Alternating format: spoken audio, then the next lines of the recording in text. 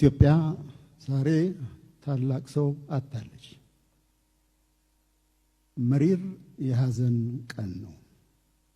ተቀዳሚ ሙፍቲ ሐጂ ዑመር ኢድሪስ እንቁ ኢትዮጵያዊ ናቸው። መልካም አባት ነበሩ።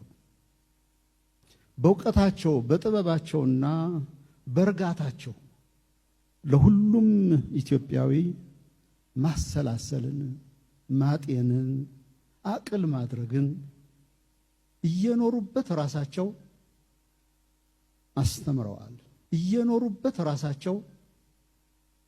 አስተምረዋል።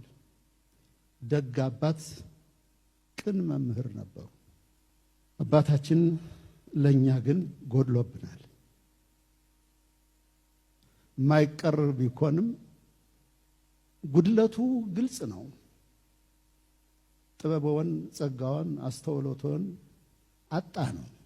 የእርስዎ ሐሳብ፣ መልካምነት፣ በጎነት፣ አርቆ አስተዋይነት፣ ቻይነት፣ አስታራቂነት፣ ሰው መሆን የሚጠናው